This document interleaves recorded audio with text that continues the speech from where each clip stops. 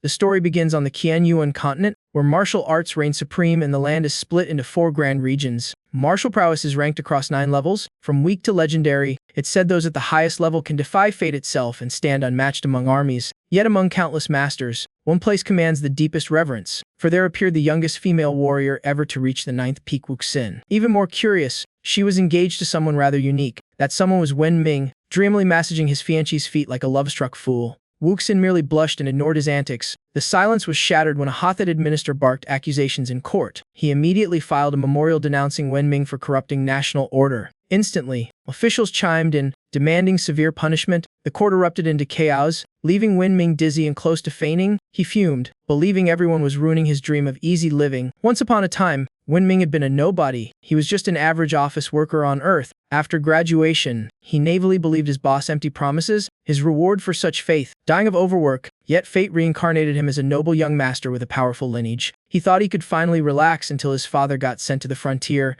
Worse still, his father took everyone and everything valuable, leaving him alone in the capital. His dream of idle luxury crumbled instantly. Luckily, his father had left behind a royal engagement, and his fiancée was none other than the future empress, Wuxin. From then on, her happiness became his top priority. Whatever she wanted, he treated as sacred duty. Pursuing her became his life's noble mission. After all, clinging to her meant a cushy life without sweat or toil. But when he pressed his cheek to her foot, she flushed in fury. She sternly reminded him to act properly. She was now the emperor. After all, while he grudgingly apologized, outwardly obedient, inwardly he groaned that wooing beauty was exhausting work. As he sulked, a self-righteous official seized the chance to accuse him of insulting imperial dignity. When Ming snapped back, claiming he was tending to his future wife's health and that the haters were wrecking their love, words flew like daggers, turning court into a battlefield of insults and hidden agendas. Wuxin slammed her palm on the throne and ordered silence. At once, a murderous aura swept the hall like a storm. The great hall shook. Terrified ministers turned pale as ghosts. The empress coldly reminded them court was for governance, not gossip. Crushed by her might, the officials bowed and begged forgiveness. Trembling, they all lowered their heads in submission. Wen Ming seized the moment to mock them, saying his dear lady had long despised such fossils. The moralist ground his teeth, eyes blazing with fury. Wen Ming secretly vowed to make them bow after his wedding, but suddenly Wuxin pointed at him, dragging him back to reality. She warned sharply that until marriage, had better not call her my lady so casually. Though hurt by her rejection, he just grinned in stubborn silence like a professional fool.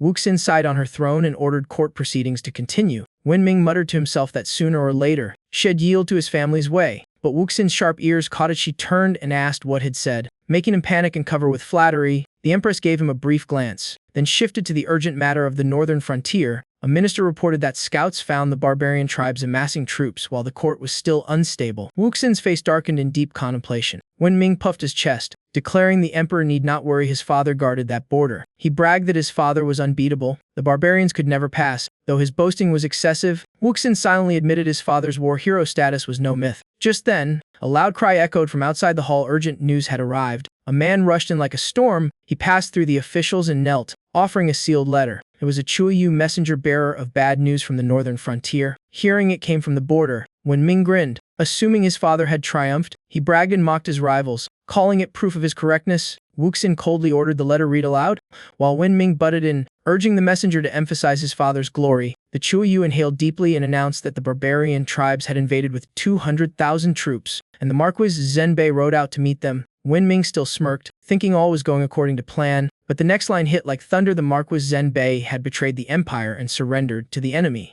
When Ming froze, his smile vanished, sweat pouring down like rain. Before he could react, the Chuyu swiftly pinned his arms, making him scream in shock. In pain, he cried out that something was terribly wrong. The Chuyu coldly demanded judgment for the traitor's son. While he protested, insisting his father was framed, the moralist official jumped in, accusing him of making excuses despite the obvious truth. He claimed he'd long suspected the Marquis and now even his son was likely a spy. The officials erupted, calling for Wen Ming's brutal execution. Proposals flew quartering, beheading, flaying each crueler than the last. Wen Ming turned pale, wondering what kind of father would ruin his own son like this. Bitterly, he lamented that before he could enjoy luxury, his dream of being royal husband had gone up in smoke. Suddenly, he cried out for mercy, begging to investigate and reminding the empress of their shared past. Wuxin hesitated, staring at him in silence. Childhood memories softened her heart. He might be a nuisance now, but had once been sweet. After some thought, she descended from the throne and granted him a stay of execution. Wen Ming nearly wept with joy, but the moralist roared in protest, rallying the court to demand his immediate death. Wuxin slammed the throne in fury, her shout of silence, freezing the entire hall. With an icy gaze, she decreed he'd be spared death but not punishment. Wenming outwardly bowed in defeat, but inside, he cheered his flattery had finally paid off. But before Wenming could celebrate, Wuxin coldly ordered him thrown into the Imperial dungeon. She also commanded the royal physicians to prepare for his eunuch conversion. Time froze when Ming stood lifeless, eyes empty like his soul just quit the body. His mind collapsed, every dream of the future evaporated instantly. Moments later, his scream of despair echoed across the palace. Meanwhile, in Wuxin's private residence at Funing Palace, she slowly changed clothes, tied her hair, and entered the bath. Warm water embraced her body as she sank in with deliberate calm. A long sigh escaped, she sought a rare moment of peace. But tranquility quickly faded into tension. Her thoughts returned to the crisis at the northern frontier. Why would the Marquis Zhenbei rebel when his son was still in the capital? Seeing Wenming's panic, it was obvious he knew nothing, utterly puzzling. Suddenly, a chirpy voice called from the door, breaking the silence. It was Dao Saisi, a sixth-rank master, who rushed in and hugged Wuxin with excessive enthusiasm. Wuxin blushed and scolded her for the intrusion, but Saisai only giggled without remorse. Wuxin's eyes turned suspicious as she gently noted that Cece's figure seemed different lately. Cece flinched, blinking rapidly and pretending innocence. Wuxin just shook her head and said nothing more. After tidying up, Wuxin asked why Cece wasn't still in seclusion. Her training period wasn't over yet. Was it? Saisa laughed proudly, boasting she'd mastered everything long ago. Her master's tricks couldn't stump her. Yet she admitted she'd been forced to temper her fiery temper for a few more years. Wuxin nodded in agreement, thinking the master had judged her perfectly. Saisai then declared boldly that she'd descended the mountain to aid the Empress in ruling the realm like a hero giving a speech. She even swore by the honor of the Baga sect to stand beside the Emperor and crush all trouble. Seeing her friend's blazing spirit, Wuxin wondered if she came to help or to cause chaos. Just then,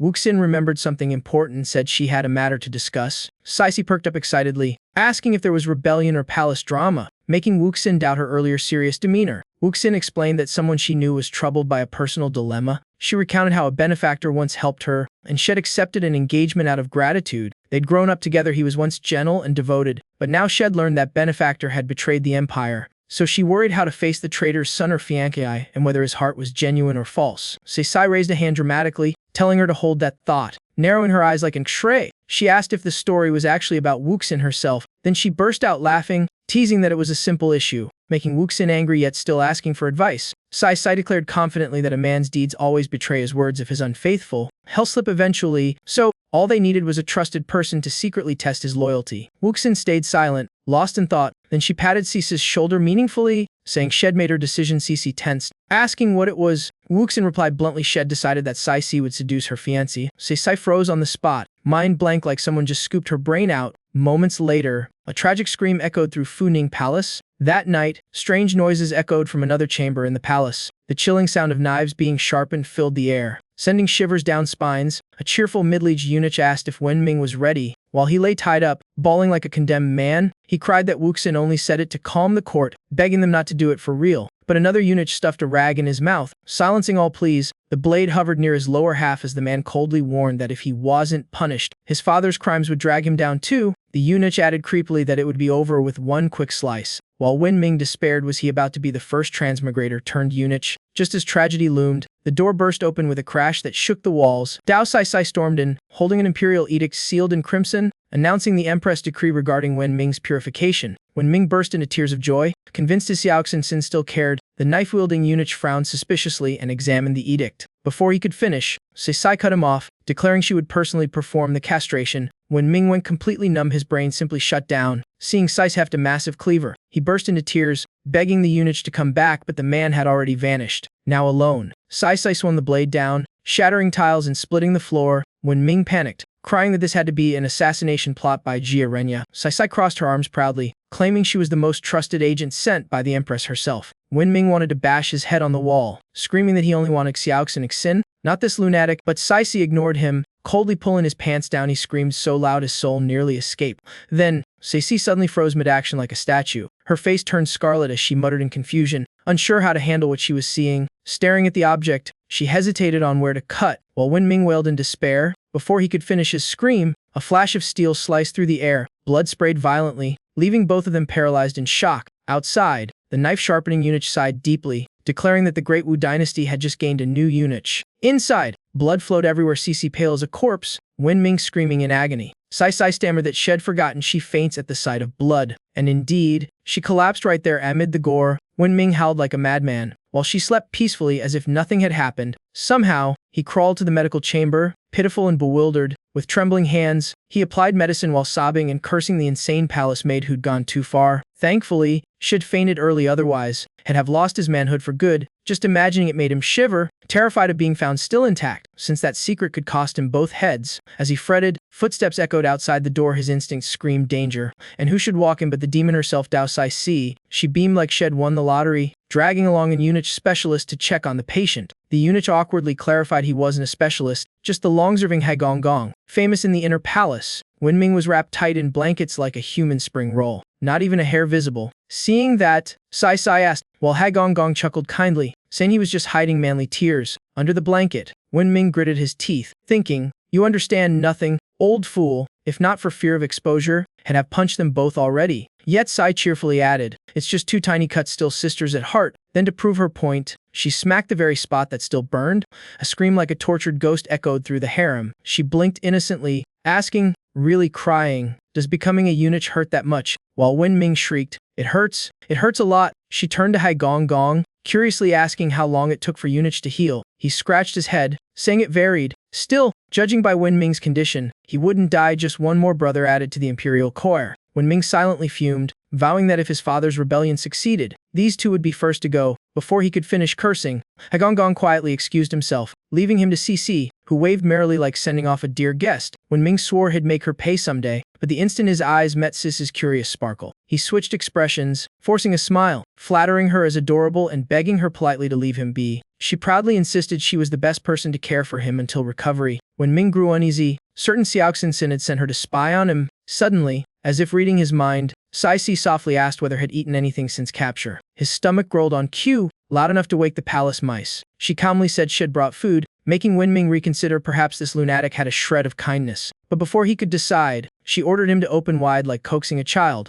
Without warning, a steamed bun was shoved mercilessly into his mouth. Then another, and another. She kept feeding him like a human food bin, chirping sweetly about the importance of eating well. Wenming nearly choked to death, tears streaming not from emotion but from suffocation, cursing her murder attempt. After futile struggling, he fainted. Cici tilted her head, wondering why he fell asleep after just 2 bites. Shrugging, she happily decided to clean his quarters, thinking maybe nursing was her hidden talent. As soon as she left, Wenming shot upright, spitting buns like a gagging puppy. Coughing and trembling, he lamented that this palace was death by hospitality. Then a spark of hope lit his eyes. His guard was just one fragile girl. If he could get rid of her, escape might finally be possible. Late at night, silence blanketed the palace. Wenming crept up behind Dao Sai, clutching a stick, ready to strike, but just as he prepared to swing, he heard her complaining about a fake mountain blocking the way. Before his eyes, she casually lifted the entire rockery with one hand as if it were a paper prop, praising her own tidiness. Wenming froze, his brain shut down completely. She turned, catching his dazed stare, and asked why he wasn't asleep, forcing him to mumble a clumsy excuse. But she pressed on, puzzled why he needed a stick just to go to the toilet.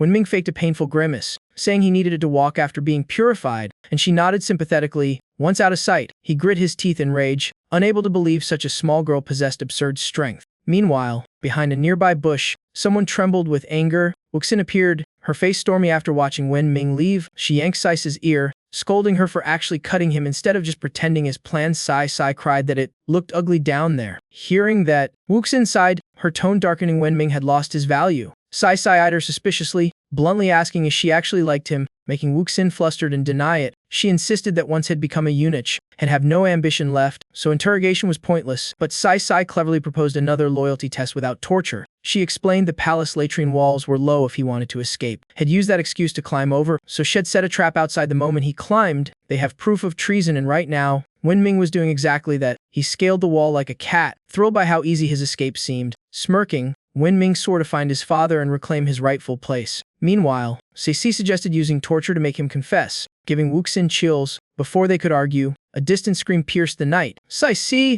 overjoyed, dashed off like a bullet, shouting that she had caught him red-handed. Wuxin stayed behind, torn with confusion. Was Wenming truly deceiving her? Elsewhere in the palace, Hagong frowned at the scream, ordering servants to pretend they heard nothing and disperse immediately. A messenger pigeon fluttered overhead. With a perfect throw, he knocked it down and snatched the letter midair. The paper landed neatly in his hand. Reading it, he sighed, his weathered face heavy with thought. Everything was finally clear. The object everyone was hunting was actually in that Wen boy's possession. At that same moment, Dao Saisi burst onto the scene, shouting that she had caught the culprit. Without hesitation, she kicked the door open like busting a cheating couple, but what she saw froze her solid. Wenming sat in a pool of blood, looking like the lone survivor of a massacre. 1 second later, Saisi fainted on the spot. Wenming, face crimson, shouted furiously, outraged that they barged in just to watch a eunuch relieve himself. Wuxin rushed to explain, but he didn't calm down. His words dripped with venom, accusing them of not only mutilating him but publicly humiliating him as well. "Just look at me," he roared,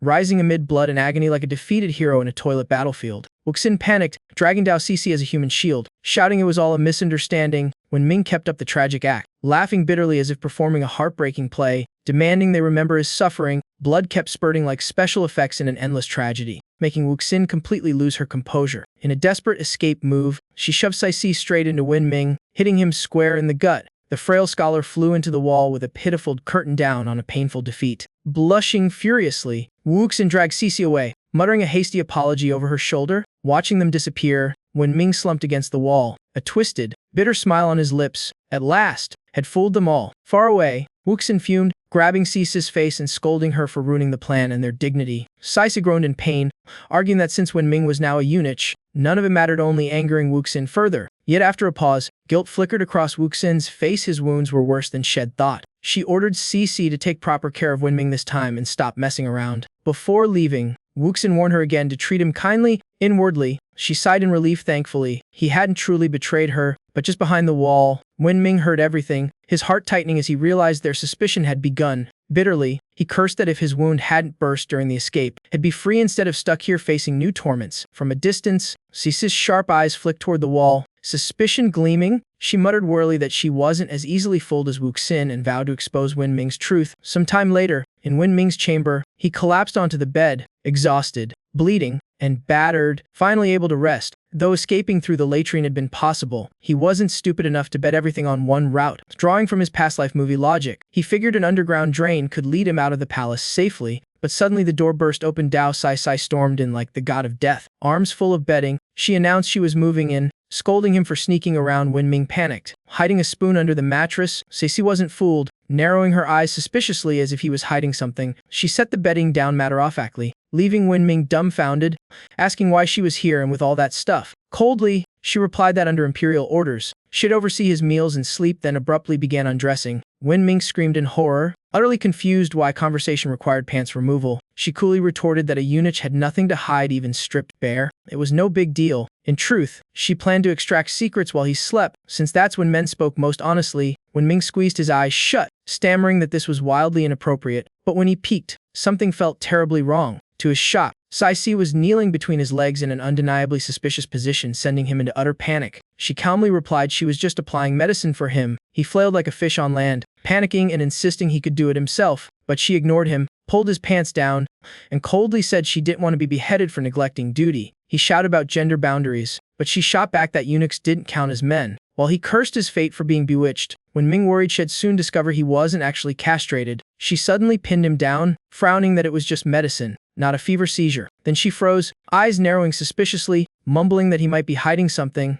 Wen Ming instantly went on high alert. Sensing danger near, he went all in, gritting his teeth to spray fake blood like a stage effect. Dao Suzu saw the gruesome sight, rolled her eyes, and fainted, giving Wen Ming a brief reprieve. But before he could relax, he realized she had injured him and stolen half his bed. Seeing her carefree face, he could only grit his teeth. If this continued, he'd be exposed and had to escape fast. Yet before his plan began, a hand suddenly gripped his throat. Even in sleep, Dao Suzu clenched her teeth and interrogated him. Wen Ming froze in disbelief, shocked to be questioned in a dream. He tried to break free, but her other hand moved first. She shouted a command and grabbed his most vulnerable spot. The poor mushroom was squeezed mercilessly, making Wen Ming blush and sweat buckets. Inside, he could only cry for help, begging for rescue from this earthly hell. The next morning, he curled under the blanket, dazed like a survivor, grateful her weird sleeping pose had saved his secret. As he lamented his fate, she suddenly sprang up like a jack-in-the-box. Without a word, she charged straight at him. She grabbed his wrist with swift precision, pinning him down. She questioned suspiciously what he was hiding below. Without hesitation, she reached into his pants, frighteningly skilled, while uttering a lively life philosophy. She wondered why there was something stiff and hard in there. When Ming turned pale, teary-eyed, begging her to stop, convinced his end had come. After rummaging, Dao Suzu triumphantly pulled out a mysterious evidence, but upon closer look, it was only a golden spoon. Silence filled the room. After a pause, she frowned, asking why he hid a spoon in his pants. He muttered he was just hungry at midnight. Dao Suzu sighed in disappointment, tossed it back, and mumbled boredly. Wenming clutched the spoon, tears welling up, relieved his secret stayed buried. But before he could relax, Dao Suzu turned back, declaring she must take good care of him. Alarmed, Wenming asked what care meant this morning. In response, she proudly pulled out a bag full of fluffy white steamed buns, beaming like she had won a war. Hearing that, Wenming's mind exploded with a deadly omen from the sight of the buns. Terrified beyond reason, Wenming trembled and begged in uncontrollable fear. A week later, Wenming stayed in his resting quarters. Hagong entered cheerfully, announcing it was time for Wenming to learn how to serve his master. Dao Suzu eagerly greeted Hagong. Thrilled by the perfect timing, she reported Wenming had fully recovered, though his face looked like had survived torture.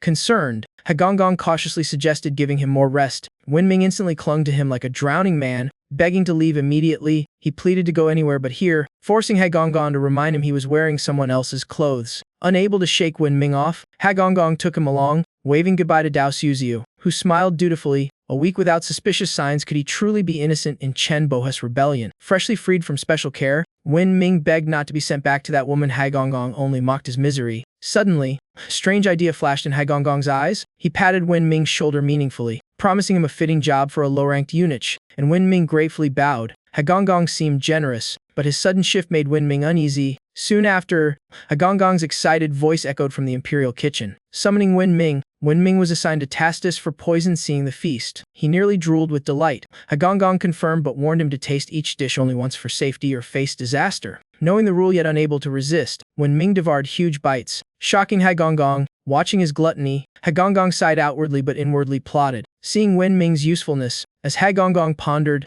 Wenming suddenly dropped to his knees dramatically. Surprised, Hagong asked why, and Wenming tearfully said he was the only one who truly cared. Wenming begged to be adopted as Hagong's godson if he didn't mind. Hagong nearly choked, refusing since Zhen Beihao was alive, but Wenming angrily called his father a traitor. Hagong teared up, touched by Wenming's loyalty. They embraced and wept like reunited kin. Wenming swore filial devotion. Hagong promised protection, yet beneath the touching act, both schemed to use each other for their own ends. Hagong secretly despised Wenming's Nevada, planning to eliminate him later. As their fake bond deepened, Wenming's growling stomach shattered the emotional scene. Starving, Wenming asked for more food for the emperor, forcing Hagong to stop him. He advised a change of venue, grumbling inside that Wenming ate like a pig. Wenming hesitated about skipping duty, but Hagong waved it off. His godson needn't fret over trifles. He told Wenming to dress sharply and follow, planning to check if the thing he sought was hidden on him. They arrived at the bustling Honua district. Before a grand brothel, courtesans warmly welcomed them, leaving Wenming stunned and asking if this was really a restaurant. He doubted 2 eunuchs visiting a brothel was too much, but Hagong dismissed it, saying no one would know if they stayed quiet. 2 lovely ladies pulled them inside, promising perfect service. Hagong played the generous patron, telling Wenming to enjoy himself had covered the bill. He immediately ordered the madam to send in the top courtesan to attend Wenming while secretly observing him. In his mind, Hagong pondered if the rumored rebirth technique of Zhen Beihao had been passed to his son. With such an art, even lost limbs could regrow, so if Wenming could perform, that power surely existed. Wenming was then led to a luxurious room. The courtesan softly closed the door and told him to wait, making his heart race in nervous confusion. In another dark corner, a pair of sharp eyes watched him without blinking. It was Dao Suzu, secretly suspicious of Wenming's strange behavior. The maiden entered, beaming that the courtesan was a Western beauty few could ever meet. Wenming grew tense, suspecting Hagong had set up this trap to test him. Forcing a smile, he awkwardly asked for more food, making the maiden burst out laughing. She joked that once he saw the beauty, his appetite would change, heightening his warness. He was convinced the madam and Hagong were spying on him and vowed to reveal nothing. Just then, a voice outside announced the arrival of the beauty. Graceful legs stepped into the room. Wenming jolted upright in shock.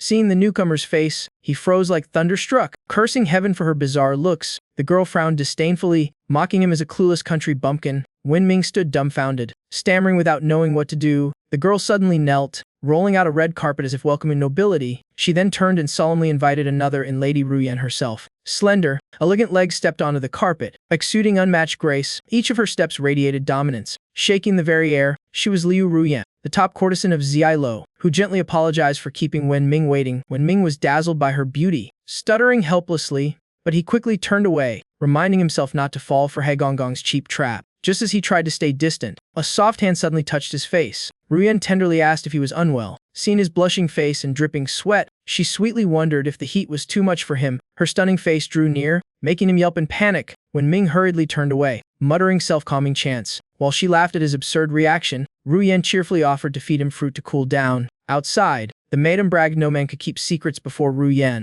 while Ruho mocked Wenming as a virgin. Suddenly, a shadow appeared before them. The maiden recognized him and panicked, calling out Lord Lu. Inside, Ruyan leisurely picked a grape and smiled brightly at Wenming. She gently told him to open his mouth. Wenming clenched his jaw, vowing not to be tempted. As he turned away to dodge, Ruyan slyly slipped the grape in her cleavage, teasing if he preferred to eat it that way. The sight nearly made Wenming nosebleed. He lamented this was temptation no man could survive. Ruyan smugly thought that once his heart fluttered, her mission would be effortless. Suddenly, shouts erupted outside. Someone demanded to see Ruyan. A voice yelled for everyone to clear the way. It was Jia Zhengdao, the hypocritical son of the Grand Chancellor, here to cause trouble. Hearing that voice, Wenming paled, realizing that cursed man was coming. If caught in a brothel, it'd be doomed, especially if Xiao Xingxin found out. Wenming knew he had no choice but to risk everything. Outside, Jia Zhengdao boasted loudly, mocking Wenming as a eunuch and calling this his banquet. He demanded the top courtesan come pour his wine to show his class, leaving the maiden flustered. Then he tossed more silver around like alms, bragging of endless wealth. At that moment,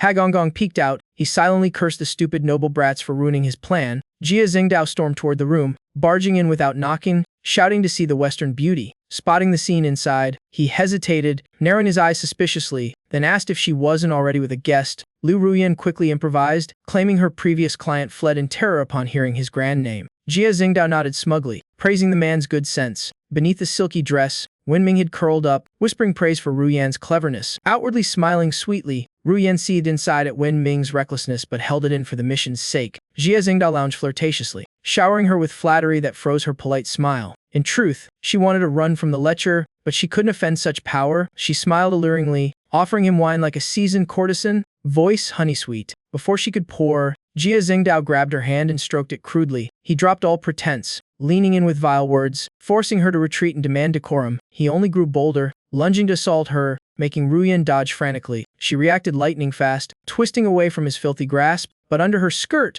Wenming was still trapped between her legs, unable to escape. Her evasive spin turned into a chaotic whirl, like a fairy dance on stage. The result, she flew straight toward the bed, rolling like a runaway boulder. Startled, Jia Zhengdao shouted her name in panic. Ruyan sprawled across the bed, forcing a pitiful crooked smile. She softly claimed she had only been startled by his sudden move. Beneath the dress, Wenming's face burned red, secretly suspecting Ruyan was no simple woman. Just then, he accidentally touched something strange. Jerking his hand back, Ruyan suddenly screamed, her voice shaking the whole room. Jia Zhengdao mistook it for passion and grew even more excited, while Ruyan fumed inside, cursing him as a shameless pervert. What the hell was he doing? Wasn't he afraid of being thrown out? Meanwhile, Wenming groped blindly in the dark, clueless about what had grabbed, the man sneakily asked to share the bed with the girl. Upon touching her, he was shocked at the soft skin identical to Ruyan's. While she froze in panic, her face flushed scarlet, internally screaming in refusal. The fool, unaware of his mistake, fondled and praised the smooth skin, only suggesting she shave her legs. When he noticed that detail, his face went ghost white, freezing in horror. Ruyan nearly fainted from shock. Before anyone could stop him, he lifted the dress to confirm. Then he discovered he'd been stroking Wenming's leg. Dead silence followed.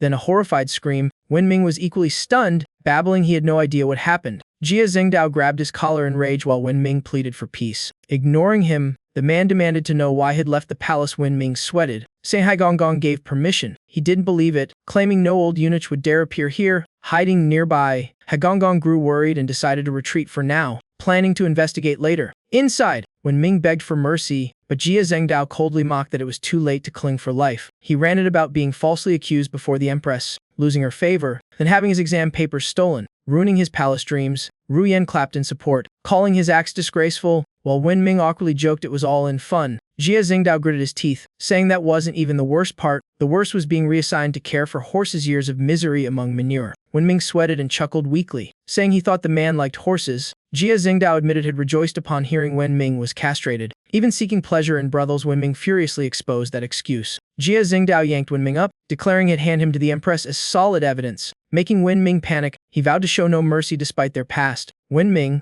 enraged, grabbed a nearby pot to strike back. He shouted, ready to end the fight instantly, yet Jia Zhengdao easily blocked the blow. Wenming was horrified, had never known the man was this strong. Jia Zhengdao laughed, saying he'd learned ultimate skills from his enemies. The secret art let him subdue foes barehanded with deadly precision. Wenming gaped, unable to believe such a move existed. Jia Zhengdao dragged him off, coldly declaring he wouldn't survive this time, while Wenming struggled and screamed for help. At that moment, Liu Ruin's scheme to use the eunuch to infiltrate the harem. She had planned another trick, but now had to act immediately. She softly called Jia Gongzi back, hoping to delay him. She feigned disappointment that he wanted to leave before finishing his wine. She claimed she feared Mama's scolding for poor hospitality. Jia Zhengdao paused, then admitted it had been too hasty. He figured his men were outside anyway, no one could escape. Smirking smugly, he agreed to stay and enjoy Liu Ruin's company. Delighted, she thanked him with sparkling eyes. Without delay, she poured him another cup. Jia Zhengdao, pleased, promised her great rewards if she behaved, and Liu Ruin smiled sweetly in thanks. She then secretly winked at Wenming.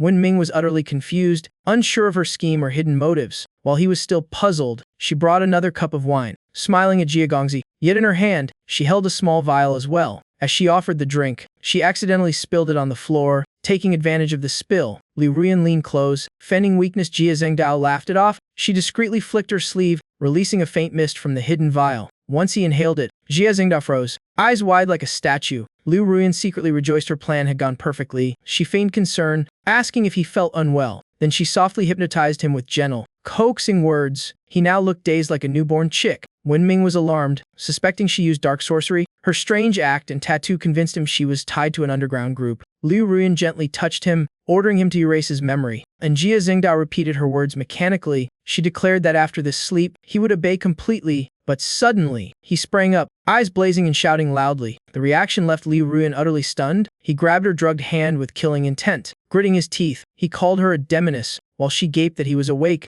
Jia Zhengdao laughed smugly, revealing his lost sense of smell from years of horse dung exposure made her drug useless. Ignoring her, he threw her to the ground, accusing them both of plotting against him. But right then, Wenming burst in from behind with a jar in hand. Without hesitation, he smashed it over Jia Zhengdao's head. The blow knocked him out cold instantly. Liu Ruin was shocked. She had thought him invincible, but Wenming explained the drug still dulled his reflexes. He questioned her true identity. Certain she wasn't just a courtesan, she sweetly claimed she only acted to save him. She continued her charm offensive, professing love at first sight and embracing him tenderly. But Wenming wasn't so easily swayed. He gripped her hand, exposing the drug, coldly warning her that trick no longer worked, while she smiled provocatively, praising his sharpness. However, Wenming's body suddenly froze, then collapsed motionless to the ground. Liu Ruin calmly sat on him, smiling slyly, thinking his cleverness useless against her. Wenming panicked and asked her true intent. She gently stroked his chest, assuring him that obedience would keep him safe. Wenming's face flushed as he stammered for her to stop fooling around.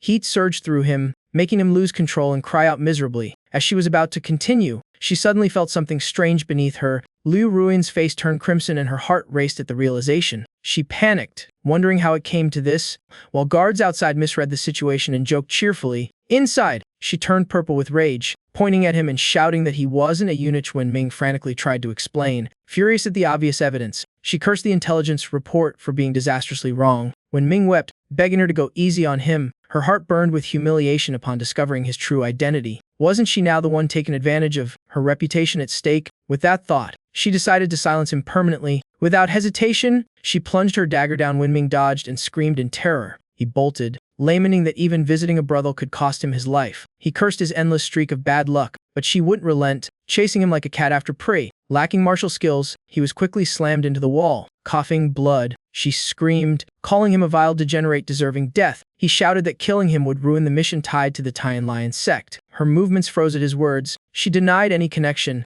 but Wenming sternly said her lie was pathetic and told her to drop the dagger. She forced a smile and threw it, but the blade veered off and stabbed Jia Zhengdao. Still unconscious, Liu Ruin went pale, terrified that her identity might be exposed, bringing deadly consequences. She denied any link to the cult, but Wenming glared and told her to stop pretending. He said he had seen the Tian Lion sect mark on her body. Murderous intent blazed in her eyes. She declared she must kill him. Wenming, terrified, offered to cooperate since the sect surely had a target in the capital. Just as tension peaked, a loud voice outside shouted for people to clear the way. Someone important was entering the brothel. The group entered, led by Dao Sizi, followed by Wuxin, all noisy and mixed with laughter and embarrassment. Yet why Wenming was in such a place remained a mystery. Dao Sizi didn't care. She was thrilled, thinking she finally had proof of Wenming's depravity. At the door, guards stopped them roughly, unaware of who was inside. Without hesitation, Dao Sizi kicked both guards and door flying, yelling for Wenming to show himself. As they burst in, both she and Wuxin froze at the sight of Liu Ruin sitting proudly atop Wenming.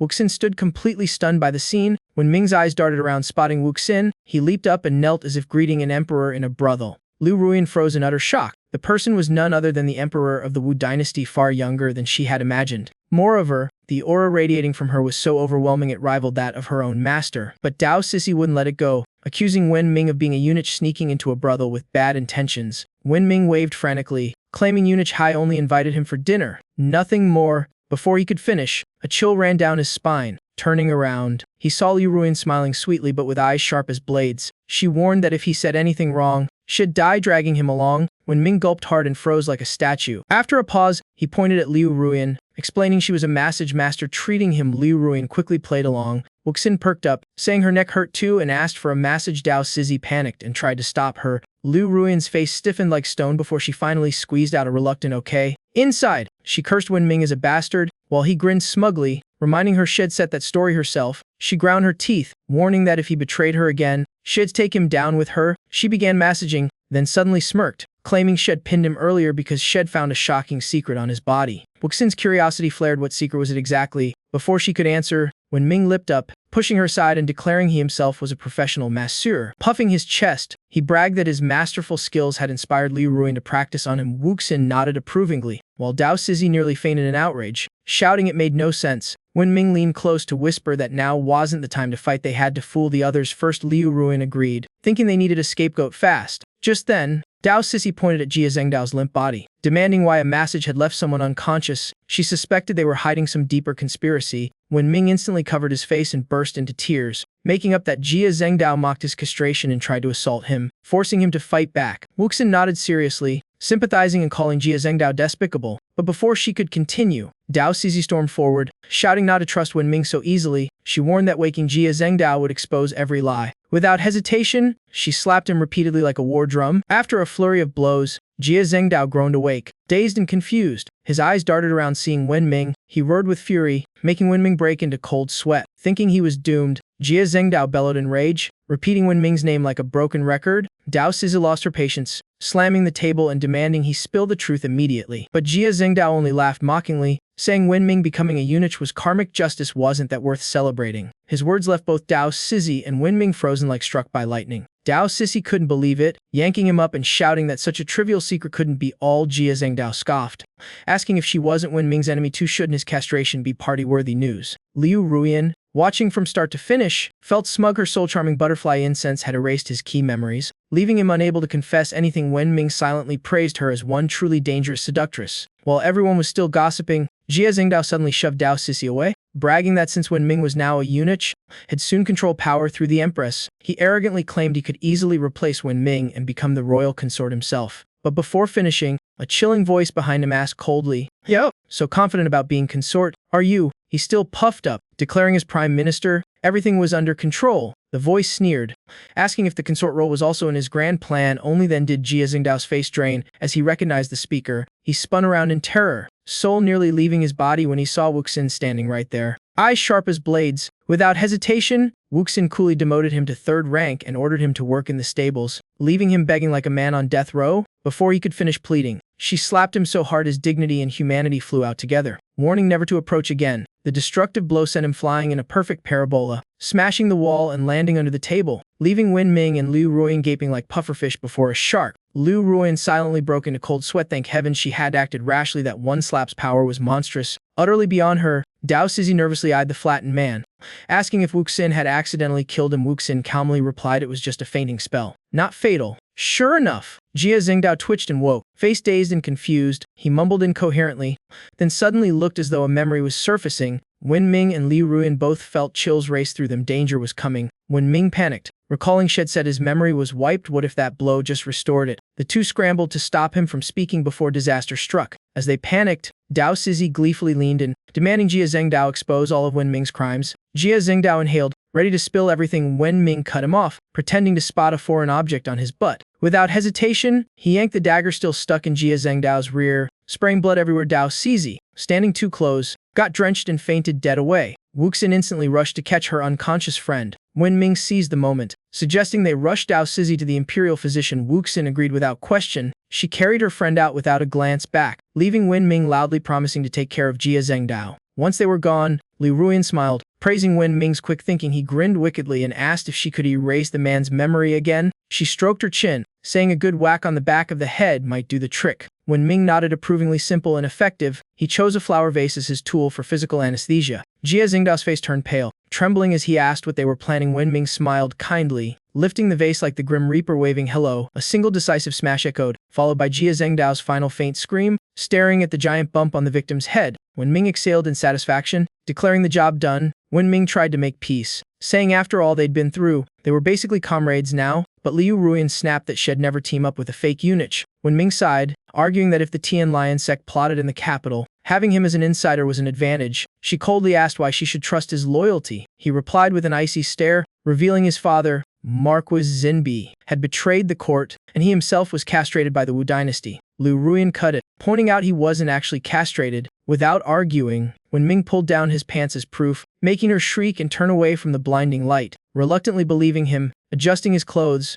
Wen Ming warned that if the Empress discovered his secret, he'd die worse than any sect member. Liu Ruian pondered, saying words alone weren't enough to earn trust. Before he could ask what she meant, she suddenly shoved a pill into his mouth. He choked and coughed violently, demanding to know what she'd just made him swallow. She calmly said it was the Yin Yang Harmony pill, costly to make and dormant for 7 days. Wen Ming shivered and cautiously asked what would happen after 7 days. She smirked like watching a good show, saying without the antidote, had turned into a lust-crazed beast. Exposing his fake eunuch act, he paled, cursing women as terrifying creatures. Liu Ruian brushed her hands clean, saying if he cooperated, the antidote would arrive in time and used properly. The pill was even a great tonic. She tasked him to secretly gather intelligence inside the palace and report back in 7 days. Wen Ming trembled with rage but had to comply, silently vowing that when his father's rebellion succeeded, the Tan Lion sect's lair would be the first to burn. That night, in Wen Ming's private chamber, a dark figure slipped silently in through the window. The black-clad man glanced around, cursing Jia Zhengdao for ruining the plan at the worst moment. Still, he stayed calm. There was a backup plan. He took out a packet of poison, sprinkled it into a glass of water, and smiled smugly. Just then, loud voices outside Wen Ming and Dao Sizi arguing interrupted his move. They bickered, Wen Ming retorting that he feared not ghosts, only grudges that never die. Entering the room, he noticed the window open and scratched his head in confusion. He muttered that it definitely closed it before leaving. Could it really be haunted? Dao Sissy crossed her arms, giving him a side-eye, saying he probably just forgot. Though his words sounded like a guilty confession, Wen Ming grumbled, turning away, frustrated that after a day of torment, he hadn't even had a drink. Above, the man codenamed H, hid in the shadows, delighted to see Wen Ming about to drink. He silently urged Wen Ming to hurry and gulp it down. Oblivious, Wen Ming raised the cup to drink without a hint of doubt. But suddenly, a pale hand snatched the glass right in front of him. Dao Sissy casually lifted it, saying she was just waiting for the ice to melt. She declared she'd drink first since she'd also had a long, tiring day. Both Wen Ming and Hi fumed at losing the drink. Just then, Dao Sissy frowned. Hearing another sound, Wen Ming quickly covered it up, claiming it was just an echo. She shrugged, unfazed, and drank the water out of sheer thirst. She gulped so fast that water spilled down her neck, soaking her shirt. Afterward, she cheerfully praised the drink as if it were a luxury beverage. Wen Ming whipped his head away, face flushed with irritation at her exaggerated expression. Above, Hawaii, fumed. Someone always had to ruin his perfect plan. Still, he smirked inwardly, confident the poison worked on both men and women. Now he only had to wait.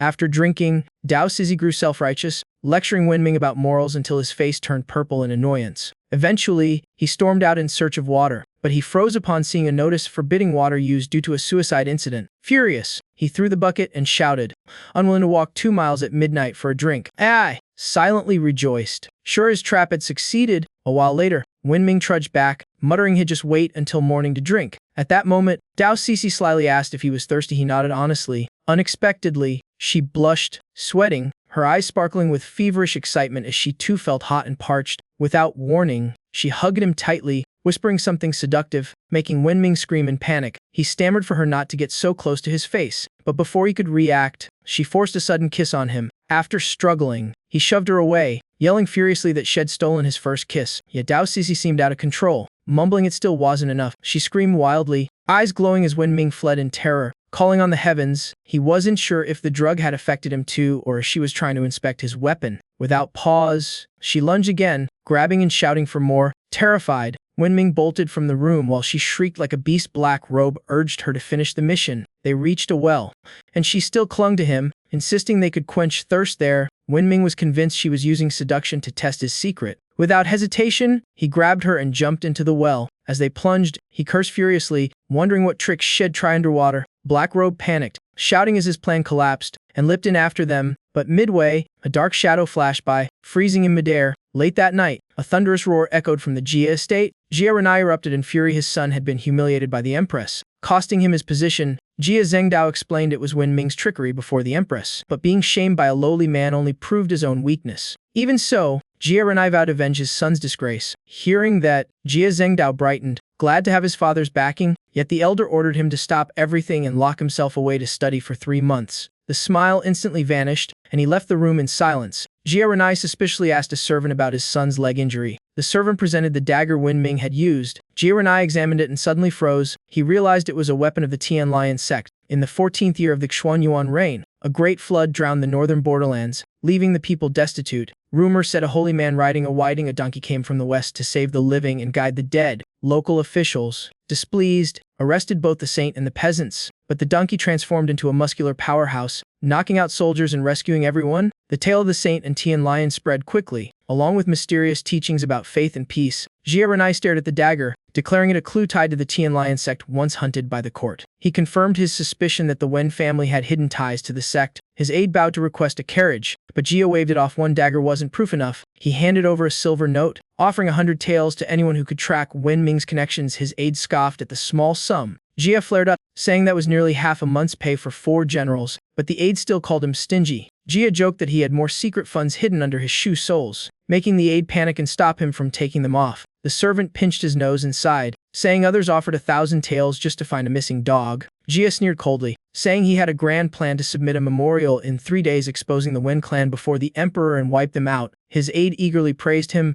calling the old man's mind as deep as the sea. Jia vowed that Wen Ming would die, no matter how much of a war hero he was. The scene shifted to the well where the two were hiding. Wen Ming smirked to himself, proud of his cleverness, curious what trick Dao Sisi might try next. Suddenly he froze, sensing something off. He realized she had actually fainted, and worried that if she died, explaining to Xiaoxin would be impossible. So he swam to save her. The two slowly floated back up to the surface. Wen Ming reached out to grab a nearby rope. He strained to pull them both up and laid her down to rest on the ground. Panting in exhaustion, he scolded himself for the impulsive decision to drag her into the water. Wen Ming gently patted her, calling for her to wake up, fearing she might truly be gone. He checked her pulse and breathing, sighing in relief when he found her still alive. Seeing no reaction, he muttered to himself and decided to use a stronger rescue method. Wen Ming began chest compressions by instinct. When she caught up water, he beamed with pride. At least his per-time travel seaporture training had paid off. However, with his hand still on her chest, his thoughts started to wander, comparing her figure to Xiaoxin's. He quickly reminded himself that he was supposed to be a eunuch and mustn't let desire cloud his mind. Seeing her still unconscious after coughing, he decided to try another way to wake her. Just as his hand brushed her cheek, her eyelids fluttered open. Dao Sisi slowly regained consciousness. Confused whether Wen Ming was truly saving her, his worried expression seemed so sincere. She grew even more flustered seeing that pained look on his face. Though he should have hated her, he calmly announced he was about to perform mouth-to-mouth. She jolted upright in shock, eyes wide as saucers. In her panic, she slapped him hard across the face, shouting that he was taking advantage. He clutched his cheek, explaining he was just saving her from drowning, but she insisted no one needed to kiss someone to rescue them. Faced with such twisted logic, Wen Ming could only stay silent. He sighed and dropped the matter. At least she wasn't dead. Yet that calmness only made her misunderstand further. Her mind tangled. Did he truly care for her? And if so, what would she tell her older sister? Wen Ming stood, shook off the water, and told her to dry up before catching a cold. He reached out a hand, intending to gently pat her shoulder and urge her to rest, but she slapped his hand away harshly, showing no restraint. She loudly warned him not to cause more trouble that might embarrass the Empress, leaving him frozen in confusion. The scene shifted to the inner palace, where tension hung heavy. Eunuch Hai was studying a top-secret document with great focus. It ordered poison to be placed in bank dishes to create chaos when the Beeman envoys arrived. After reading, he burned the paper, muttering that the Impress feasts were too strictly inspected for such a crude plot. A wide-hatted figure stepped from the shadows,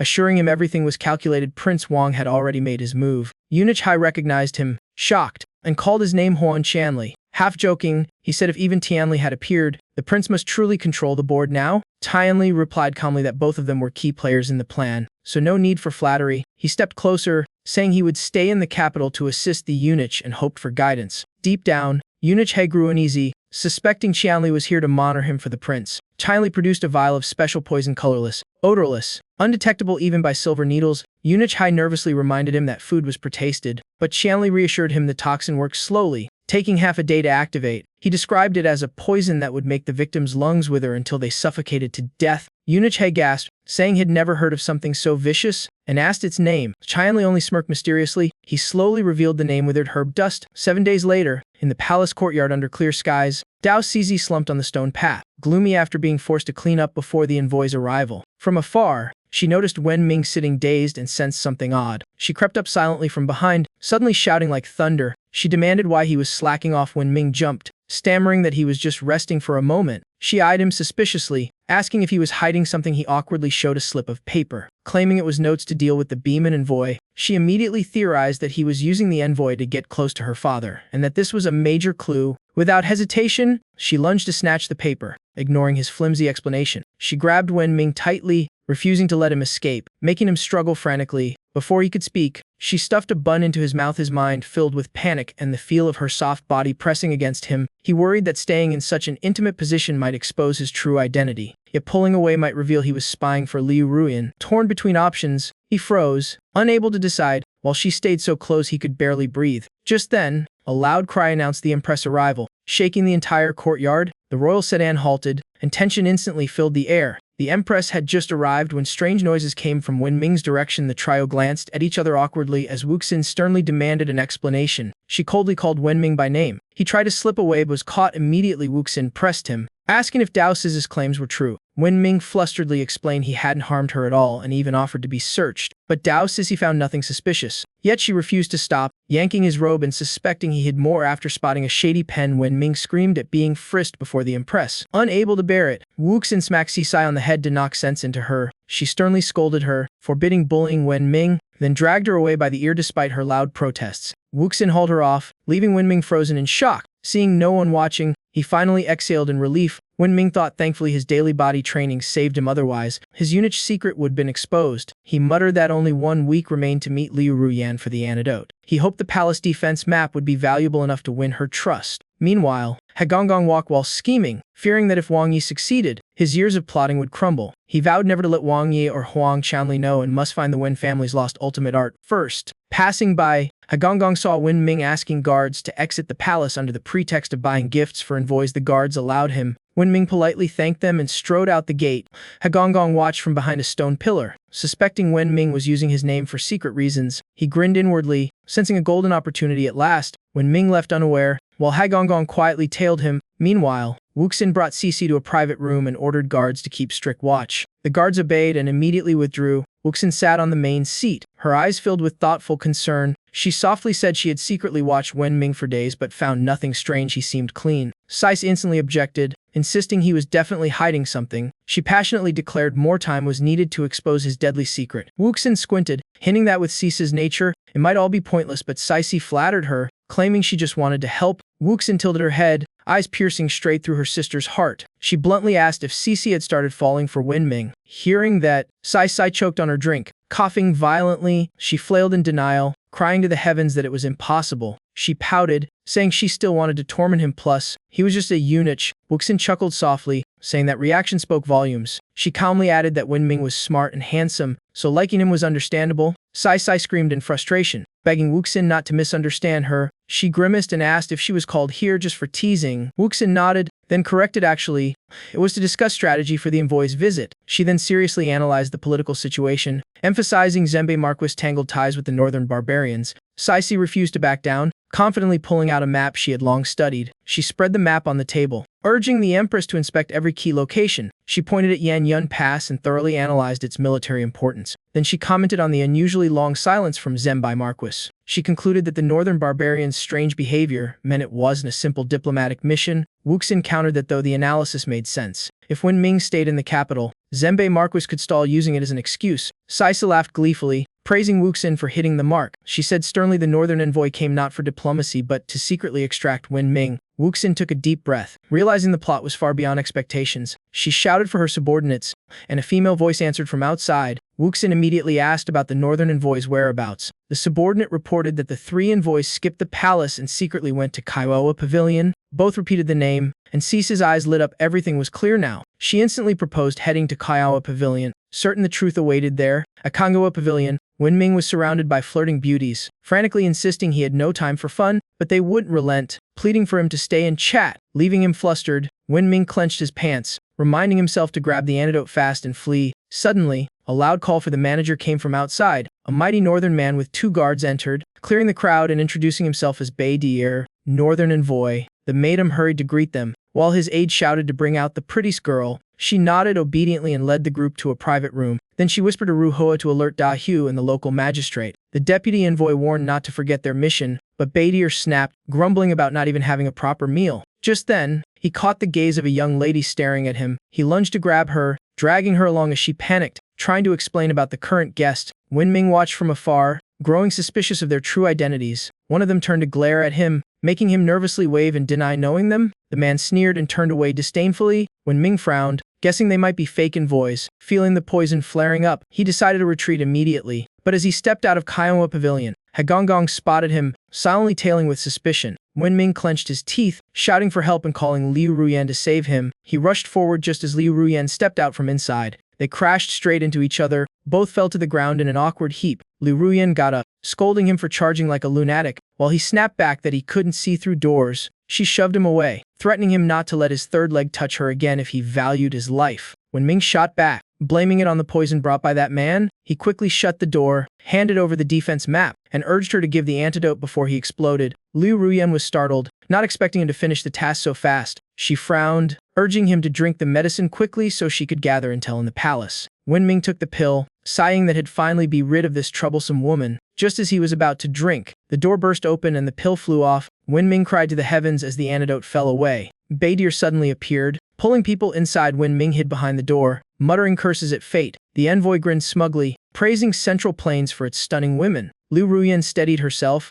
greeting the uninvited guest despite her fluster. The madam cheerfully shoved silver into her hand, telling her to treat the VIPs well. She glared at the boss, furious for barging in at the worst time. Liu Ruyan kicked both the map and the antidote away to keep them secret. Wenming gritted his teeth in rage as the antidote flew out of reach. She switched tone, inviting the guest to warm up with some wine. Before they settled, strange noises echoed inside the room. One asked about the sound under the bed, and she blamed it on rats. Wenming hid below, thankful for his flexible body that kept him unseen. She quietly warned that if he got caught, death was the only outcome. Wenming whispered back accusingly that she'd just cost him his antidote. Liu Ruyan snapped that if he weren't her only insider, she'd have ditched him long ago. She quickly changed topic, offering a dance show and massage. One man eagerly agreed. Outside, Hagong spied, confirming all secret arts and pills were gathered here. While Wenming struggled to retrieve the map and pill, he clenched his jaw in frustration, still unable to reach them. Suddenly, Nobu shouted furiously, his anger erupting. Wenming and Liu Ruyan both flinched in shock. Nobu stormed forward, suspecting they were being spied on. She tried to bluff but panicked inside knowing she was exposed. Liu Ruyan froze,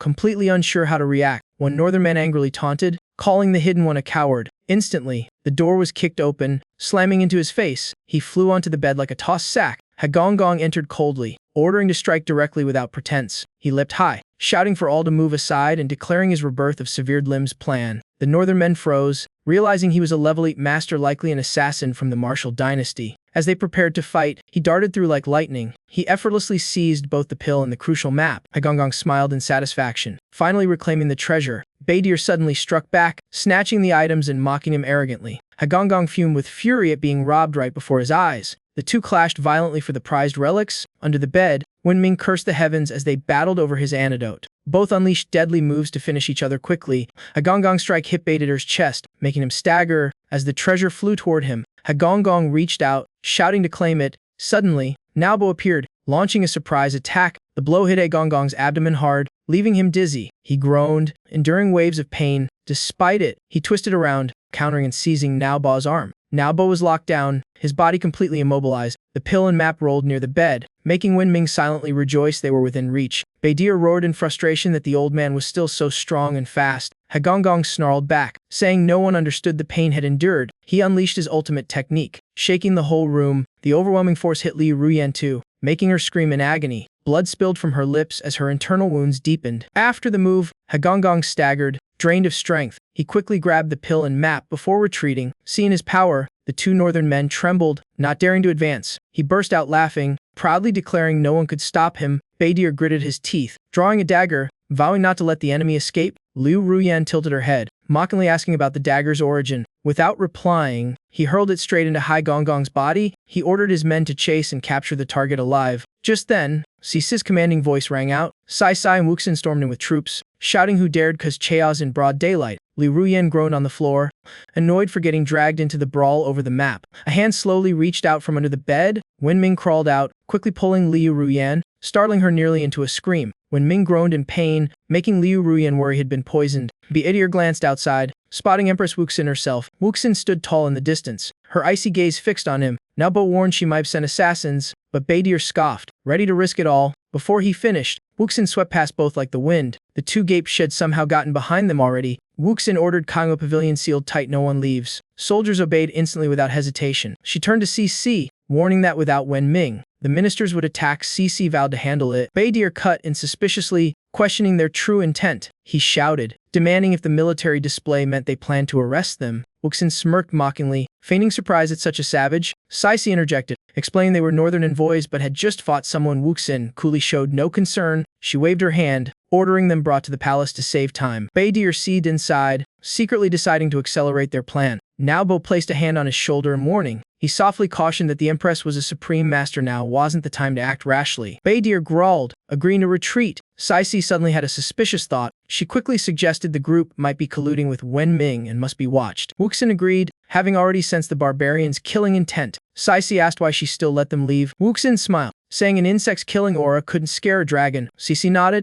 and Wuxin ordered her to find Wenming and imprison the two men. Moments later at Kangho Pavilion, Cece shouted for bystanders to clear out. She commanded a full search of every room without missing a detail. Wuxin swept past the soldiers like a storm, heading straight ahead. Inwardly, she hoped Wenming wouldn't disappoint her. Meanwhile, Wenming slowly woke up, confused about what had just happened. He clutched his head, guessing he'd fainted from the poison's effect. Suddenly alert, he panicked. Had it truly taken effect? He jumped up, lifting the blanket to check himself. He sighed in relief, seeing everything still intact, delighted to be unaffected. But then he sensed something strange beside him, a bad feeling rising. He pinched the leg next to him to confirm. The blanket twitched, and his face turned pale with shock. Trembling, he lifted the blanket and met Li Ruyan's furious, naked glare. Wenming screamed internally, yanking the blanket back and blaming it all on a bad angle of view. He checked again, but nothing changed. Liu Ruyan screamed, accusing him of shirking responsibility after finishing the deed. She burst into tears, furious that as the saintess of Qian Lion sect, her purity was ruined by a fake eunuch.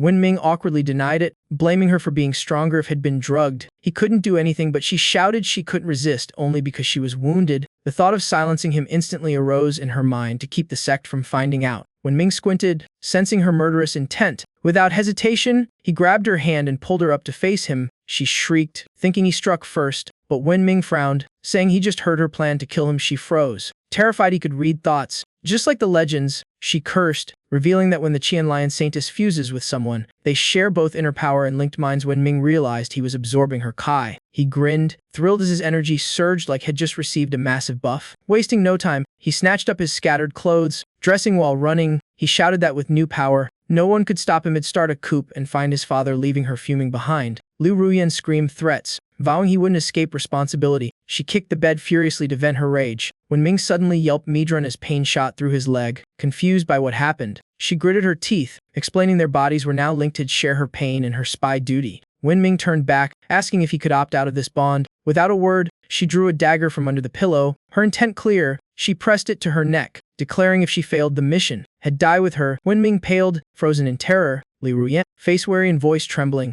lamented her tainted fate as saintess if she couldn't fulfill her mission. She'd drag him to death with her. Wenming nearly fainted, immediately begging for mercy, saying he wasn't ready to die. Then he switched tone, shouting that once he found his father at the frontier, the martial dynasty would fall. So why need spies anymore? Li Ruyan coldly rejected that logic, insisting he continue as their mole despite his protest, making Wenming yell at the absurdity. Liu Ruyan sternly clarified their goal wasn't just changing rulers but erasing the root of injustice that Qian Lion sect sought to overthrow. Wenming felt doused in cold water, thinking her ideals far too naive for a chaotic era. At that moment, loud shouts erupted outside. The Imperial guards demanded to inspect the room. Soldiers reported it was the last place the northern envoys had entered. Cece confirmed immediately. She stood still, convinced Wenming was hiding inside due to the suspicious silence. Without hesitation, she ordered a full search from floor to ceiling. Every corner checked. The soldiers obeyed, sealing the entire room without leaving gaps. The lower floor was also locked down tight. No escape possible. Outside, troops stared at the room like they were surrounding a condemned prisoner. Even the tiniest holes were guarded closely. A rat that peeked out nearly met its end under Cease's hammer.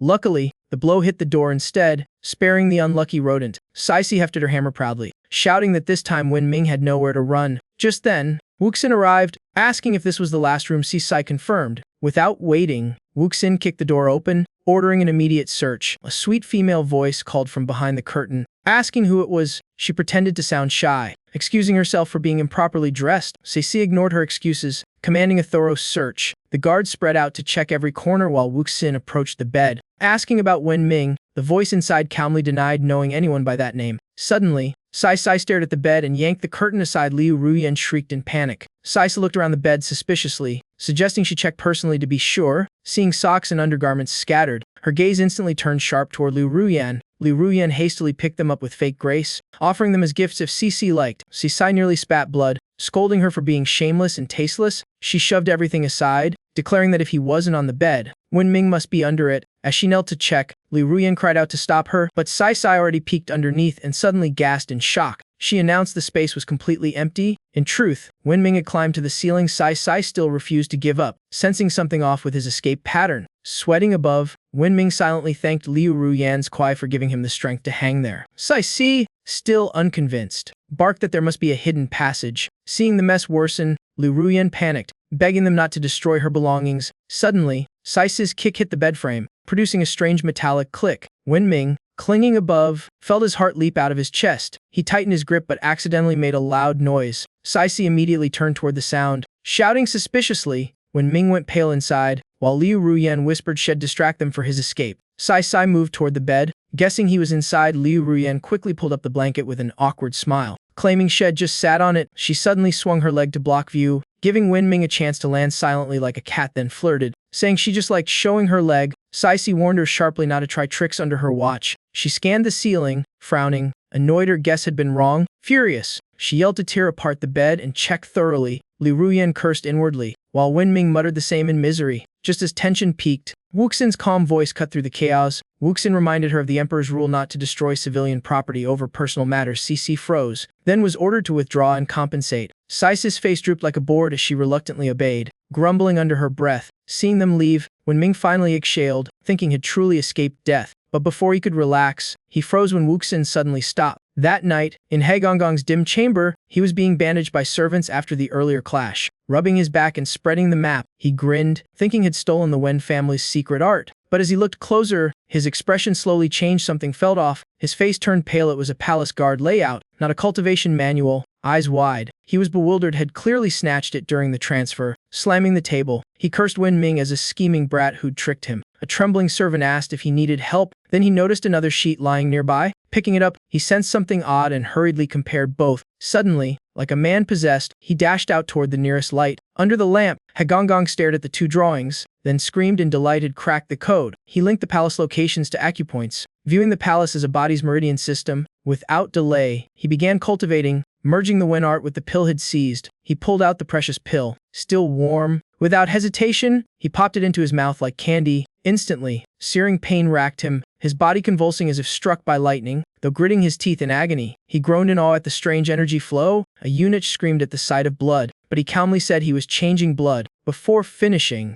veins bulged over his face like roots breaking through soil. He roared, slamming the floor so hard it cracked from his explosive QI. Turning to the servant, he bragged about his success while screaming internally from shattered meridians. Blood gushed from his eyes, nose, and mouth like a rainy season fountain. Then his body jerked upward, smashing into the ceiling like a misfired firework. The eunuch beside him trembled, shouting if he was dead or alive. Face drenched in blood, Hagong laughed madly as if he'd won the jackpot. He howled that within 3 days, he'd be reborn and destroy every foe from Wuxin to the martial dynasty itself. The coming feast, he vowed, would mark the start of his bloody revenge and rise to power. Meanwhile, Liu Ruyan slumped down coldly, telling Wen Ming to leave already. Wen Ming peeked out, chuckling that their teamwork at hiding was flawless. Moved, he promised once his father toppled the capital, had returned to marry her properly. Before he could finish, Liu Ruyan yanked his ear, shouting for him to stand still. She pressed a blade to his throat, warning him to keep spying or die. Wen Ming burst into tears, begging for mercy, promising to obey if she stopped with the death threats. Grimacing, he asked if her real goal was to make him live like a rat forever. Liu Ruyan's tone darkened as she asked about the martial dynasty's dragon vein. leaving Wenming stunned. She recounted an ancient tale how the Wu ancestors sealed a true dragon beneath, creating the dragon vein that unified the realm. Though the court decayed and the people starved, that dragon vein kept imperial power unshaken. She revealed her mission to find and destroy the dragon vein, erasing the empire's foundation. Wenming shuddered. It sounded straight out of a palace novel. Liu Ruyan instantly sensed his thought and confronted him.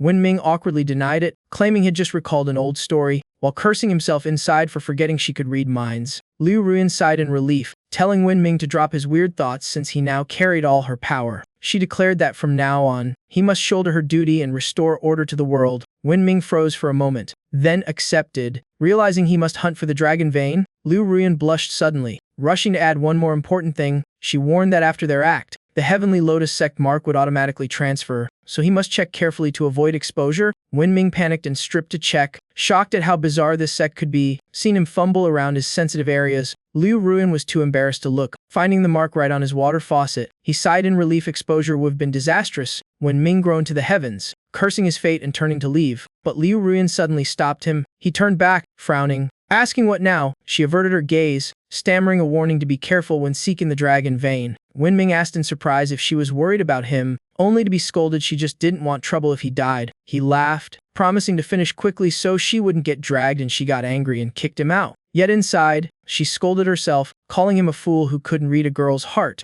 Wenming said nothing more, quietly leaving and closing the door behind, walking away with a bitter smile. He told himself he did understand her, he just couldn't respond. That night, at the royal palace, he used Lightfoot's skill to glide over treetops and slip inside. Upon landing, he felt smug that his martial arts made sneaking in a breeze. But immediately, Liu Ruyan's voice echoed in his mind, reminding him not to get carried away and forget the mission. Wenming sighed upon landing. Finding a dragon vein wasn't easy, had never even heard of one. She snapped, saying he only had a month. He shook his head in frustration. It sounded simple, but who knew what the dragon vein looked like or where it was? Placing a hand on the wall, he pondered. Its careful reinforcement made him suspect the thing was hidden nearby. He bent down and picked up a small stone at his feet, then tossed it into a nearby well, guessing the dragon vein might be hidden at the bottom like in old tales. Plucking a few blades of grass, he wondered if the target was hidden somewhere ignored, then spotted two cats doing something indecent. The black cat went berserk and scratched him hard. He yelled that he had no weird fetish for cats. Meanwhile, Saisi walked under the moon,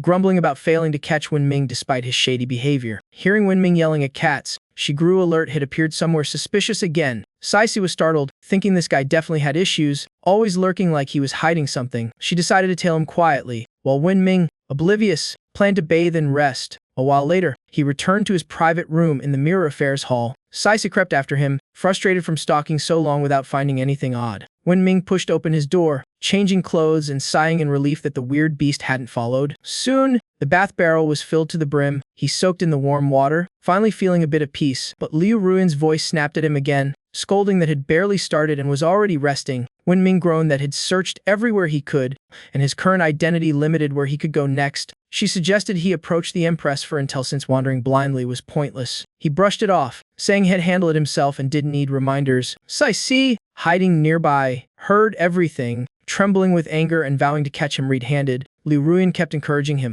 confident he'd manage but promising to nag off and to keep progress steady. She stressed that for the holy sex ideals, a little sacrifice meant nothing. Seeing her start to hurt herself to push him harder, Wenming panicked, thinking she'd do something reckless. Liu Ruyan stabbed a needle painfully in herself, declaring it a warning to him. Meanwhile, Saisi, having hidden too long without hearing anything, peeked in and saw something bizarre. Before her was Wenming clutching his arm, screaming in agony. Suddenly he toppled over right on Sai's side before she could dodge. Crushed and breathless, Sai could only gasp for air. Wenming frowned, baffled why Gautama was sneaking in here at midnight. He figured she suspected him and spied during his bath to find clues, so he had to erase all traces fast. With that thought, he dashed to the wash basin to stage a cover-up. Sai jumped up in shock and pain, confused why he had lunged at her. Wenming splashed water in her face and yelled, accusing her of peeping while he bathed. Sai clutched her face, groaning as dirty water stung her eyes. While Wenming hurriedly dressed, eyes still closed, she charged at him, refusing to let him escape after that shameless stunt. Half blind, Saisi grabbed hold of Wenming's pants. He panicked, clutching his waistband, shouting in protest at the sudden yank. Saisi held tight, convinced he'd splashed her to hide something suspicious, determined not to let go. During the struggle, her hand brushed a strange spiritual relic, sending the situation spiraling out of control. Wenming screamed in pain,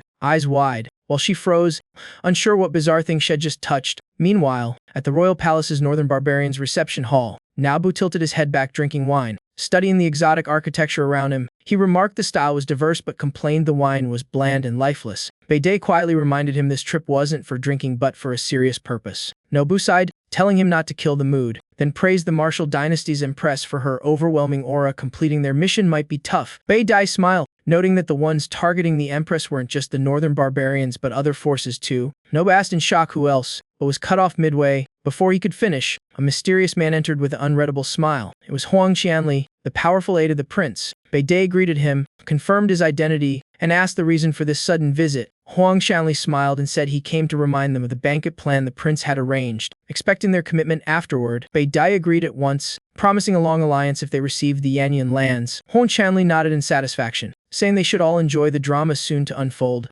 Beidai echoed the sentiment, showing full readiness to cooperate. No sooner had he finished than Huang Qianli vanished like a ghost. Nobu tilted his head anxiously, doubting the martial dynasty people's cunning and wondering if they could be trusted. Beidai scoffed, saying if he could see through it, then the Great Khan surely wasn't naive. Northern barbarians wouldn't be so easily manipulated. Back in Wen Ming's room, Ceci shouted, demanding to know what terrifying secret he was hiding. Wen Ming panicked, jerking away from her touch, yelling as if about to faint. His mind spun for a counterplan. Knowing exposure meant total ruin, he forced a grin and made up nonsense, claiming he had only been scratching his back awkwardly. Ceci fumed at the ridiculous excuse. When Ming doubled down, boasting about inventing a self-service back scratcher combining a stick and a towel. Ceci burst out laughing, teasing him for his silly but useful idea. He puffed up proudly. Her smile vanished. She coldly demanded to borrow that stick to test it. Wen Ming froze, stammering about hygiene while panicking inside. No such thing actually existed. Ceci gritted her teeth, eyes sharp, linking his shady past remarks together. She realized the stick must be hiding something vital to his secret mission. Seeing the killing intent in her eyes,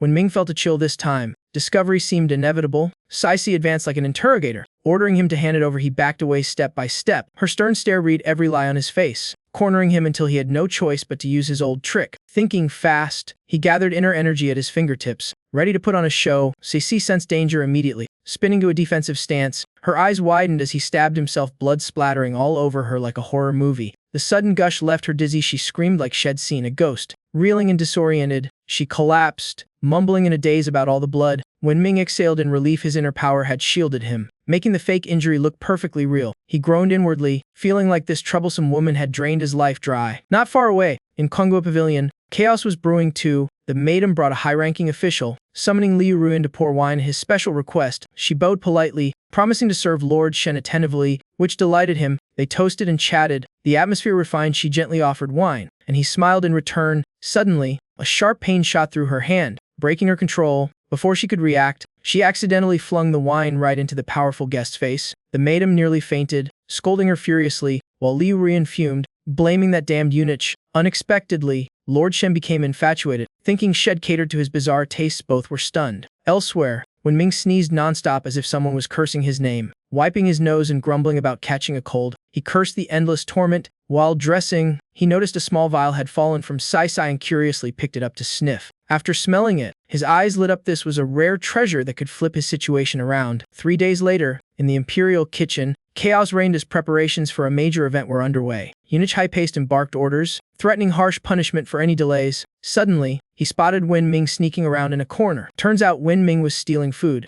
grumbling that it survived on dry buns for days thanks to Ceci's revenge. Eunuch High patted his shoulder and called out affectionately, "Little Wenzi." Wen Ming turned around with an awkward grin, claiming he had finished poison testing and would get to work immediately. Eunuch Hai smiled in satisfaction, assigning him to assist the eunuch serving dishes. Wen Ming stuffed another bite in and accepted. Cheerfully, he carried 2 plates of meat out of the kitchen as if nothing happened. Eunuch Hai watched him leave, hiding the small vial in his hand with a sinister smile. A few drops of strange liquid were quietly dripped into the food Wen Ming had just tested. Once ready, Eunuch Hai ordered the meal delivered to His Majesty, emphasizing he had personally tested it for poison. Curling his lips, he thought smugly that the Wu clan's era was ending. The empire would soon be his. Soon after, in the grand banquet hall, everything was set for the feast. Palace maids presented each exquisite dish in turn. Across the hall, the northern barbarian envoy sipped tea leisurely, looking calm and superior. Beside them sat the Jia father and son, symbols of righteousness and virtue. Jia Xingdao's face darkened the moment he saw Wen Ming. Fury rising, leaning close to his father, he whispered for permission to expose Wen Ming before the Empress.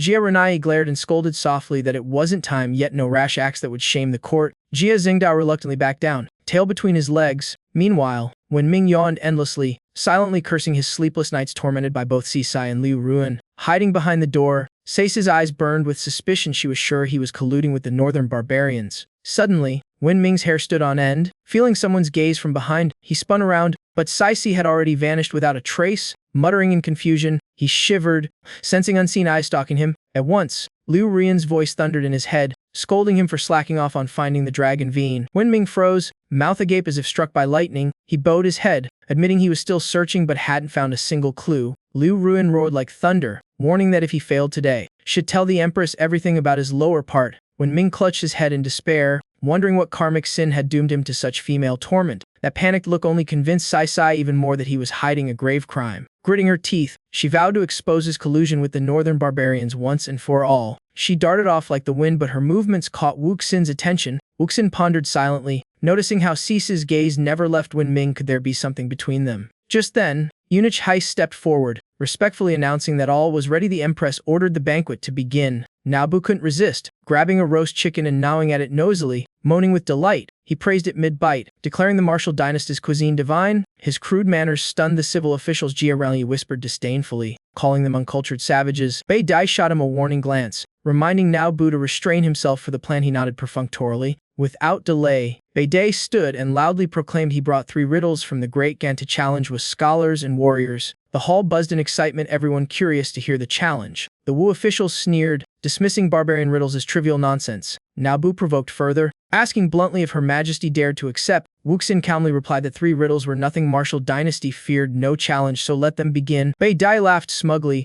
knowing the bait was taken, and began to recite. He posed a riddle: has mountains with no rocks, rivers with no water, roads with no travelers, cities with no people. What is it? The scholars buzzed in confusion, finding the question vague and baffling. One brave man guessed desert, reasoning it was dry and waterless. Bei chuckled and denied it instantly. The answer was completely wrong. Another guessed rainforest. Still wrong. Rejected without hesitation, the officials began suspecting it was just a barbarian trick to embarrass the court. Amid the chaos, Wen Ming quietly slipped out of the main hall. Hearing the debate, he recalled the riddle from childhood. The answer was a map. Unexpectedly, Sisa, lurking behind, overheard, clapped her hands in delight, startling him nearly off his feet. She patted him teasingly, surprised he had a brain after all. He winced, begging her to ease up. Meanwhile, Bei smirked arrogantly, mocking the dynasty's intellect as pitifully shallow. Unable to bear it, Sisi shouted the answer: it's a map. That's so easy. The scholars turned in outrage, furious that some random girl had burst in shouting nonsense. Even Wuxin froze, stunned by Sisa's sudden intrusion. Bei Dai's face turned pale with anger, lips twitching in frustration. With no escape, he grudgingly admitted that map was indeed correct. Sisa lifted her chin proudly while Wen Ming nearly choked with furious credit stolen clean.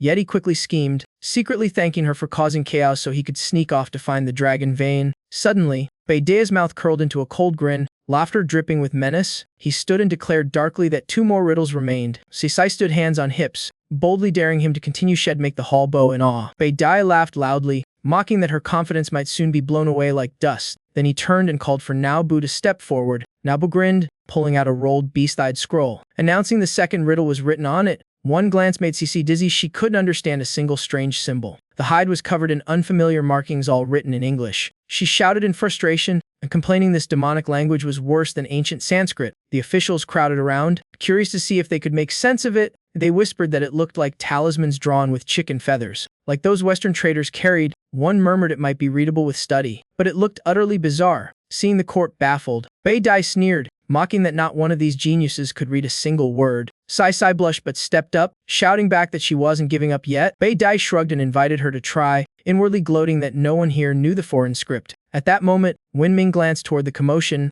brows furrowed in suspicion. He muttered that the text was in English, wondering why northern barbarians were using that language. Hearing his thought, Liu Ruan's voice shrieked in his head, demanding if he could read those strange symbols, startling him out of his skin. Liu Ruan chuckled slyly, guessing Wen Ming hid more secrets, while he faked innocence, claiming it was just a random guess. Seeing the situation turn favorable, Bei Dai kept provoking, boasting northern barbarian intellect was superior. Sisai angrily snatched the hide, ordering silence so she could think. Her mind tangled in chaos. The letters A, G looked like sorcery, stranger than anything her old tutor ever taught. Then suddenly, a spark flashed in her head, her eyes lighting with hope. She spun around, shouting for Wen Ming to stop right now. She lunged, grabbing his robe, demanding to know where he thought he was sneaking off to. Wen Ming panicked, crying out in terror at what new disaster awaited. Sisa leaned in suspiciously, asking if he could solve the first riddle. Then surely the second was child's play, right? Wenming gawked. What kind of logic was that? Saisi quickly blocked his escape, accusing him of knowing the answer. Wenming frantically denied it. Jia Zhengdao erupted, scolding Wenming for speaking nonsense and insulting the solemn court. Jia Renai intervened, granting Wenming a chance to prove himself. If wrong, he'd be punished. Zhengdao grudgingly agreed. Saisi watched closely, suspecting Wenming was a spy who might get help from the barbarians. Wuxin looked down from above, nervously asking if Wenming could truly solve it. Wenming forced a shaky smile, stammering without giving a clear answer. Jia Zhengdao sneered, mocking his hesitation and pressing him to confess. Wenming snapped back, setting his own condition, which Zhengdao arrogantly accepted. Jia Renai warned his son to be cautious, but Zhengdao boasted confidently of victory. Wenming calmly held up the beast-eyed, explaining it used a common Western language. He declared the language was English. The guests murmured in shock. Jia Zhengdao stood frozen, stunned that Wenming truly knew. Wenming rejoiced inwardly. His English lessons from the old world finally paid off. He continued, explaining that the riddle relied on wordplay and understanding the phrasing. The puzzle hinted at a letter tied to both the beginning and end of everything. Wenming concluded the answer was the letter E. The scholars still doubted, calling the explanation vague and lucky guessing. Jia Zhengdao seized the chance to accuse Wenming of disturbing imperial order. Another official protested loudly, refusing to believe a lowly eunuch could know such things. Cornered, Beidai finally admitted Wenming was correct, stunning the entire hall and leaving Zhengdao speechless. The officials instantly flipped, showering Wenming with praise for his brilliance. Wenming basked in the glory, teasing Jia Zhengdao until the man fumed with rage. Zhengdao sought help from his father, but was coldly refused and left to face the humiliation. Boiling with fury, Zhengdao's face darkened, lips pressed tight in resentment. At last, he forced out a grudging grandfather, making Wenming burst out laughing and drag him to pose together for effect. Jia Renai, dragged into the farce, shouted angrily at Wenming's outrageous behavior. From above, Wuxin watched, her suspicion of Wenming's true identity only deepening. Lost in thought, she absent-mindedly picked up food and popped it into her mouth. Eunuch Hai watched with a pleased grin, as if enjoying a fine stage play unfold. Beibadier praised the hidden genius of the court, but his words only deepened Cease's suspicion that the barbarians were secretly helping Wenming. Suddenly turning serious, Beidai announced one final riddle awaited. Nabu understood, rising with a mysterious box, declaring the question concerned the fate of both nations. As he spoke, he cast a probing glance toward the Empress, awaiting her reaction. Seeing Wuxin remain calm, Nabu offered to present the item to Her Majesty personally. He then revealed a finely crafted wooden box. The officials panicked immediately, objecting to such overstepping by a barbarian. The entire hall condemned Nabu's insolence for ignoring imperial decorum. Sasai stepped forward, sharply criticizing him and implying there was something shady between Wenming and the Empress. Wenming flinched at being called out, fearing accusations of stealing credit, but Sai brushed it off, saying it was an honor. Wuxin silenced the uproar, calmly ordering the box to be brought forth. Wenming began to feel uneasy, a bad premonition stirring within, just a riddle yet presented as solemnly as a divine decree. Suspicious. At that moment, Lu Ruyan warned him, sensing killing intent emanating from Nabu. Wenming shivered, astonished that she could detect it. Lu Ruyan replied seriously that her years roaming the martial world made her keen to such things. Wenming recalled Nabu's earlier stare, sweat trickling down his forehead. Looking toward Wuxin, he whispered fearfully that she might be in danger. Lu Ruyan calmly reassured him if anyone fell today, it wouldn't be the Empress. He should worry about his own hide first. Wenming tilted his head slyly, teasing that she seemed worried for him. Lu Ruyan blushed and denied it at once, claiming he still had unfinished duties. Nabu now approached Wuxin. She firmly ordered him to open the box and reveal its contents. He sneered, inviting her to see for herself. When the lid lifted, inside was not a riddle but a gleaming sword. Nabu flung the box aside and roared, declaring the Empress' assassination.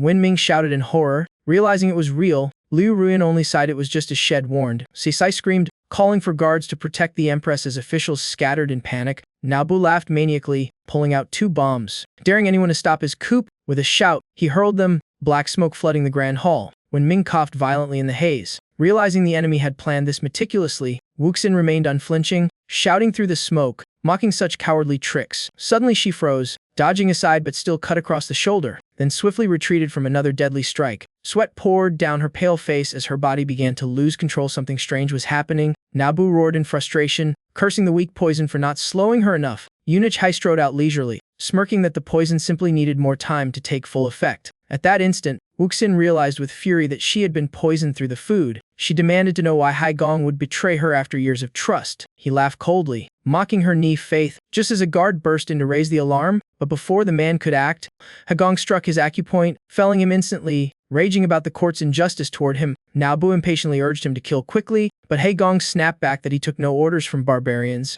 Both charged at the Empress, but she held firm and struck back fiercely. The battle raged wildly, blades flashing and chaos everywhere. Hagong warned that the more energy she used, the faster the poison would spread. Wuxin felt her strength fading. Fearing she was losing control, she gathered all her power and blasted both rebels away. Now Bo, bleeding and furious, hurled his sword at the Empress as a final strike. Wenming, hidden in the smoke, panicked as he saw Wuxin in danger. Just then, a figure darted past like lightning. Two fingers elegantly caught the flying sword midair. The one who intervened was Jia Zhengdao, trained at the Horse Temple to a supreme realm. Boasting that poison and hidden weapons meant nothing, daring anyone across his corpse first, but before he could even strike a heroic pose, the tide turned, he took a crushing punch to the face and flew off before he could yelp. Nabo smashed him away like a sack and spat, calling him useless bluster. Ignoring the fallen fool, he calmly bent down to retrieve his sword. Staring coldly at Wuxin, he smiled wickedly, signaling it was her turn to pay.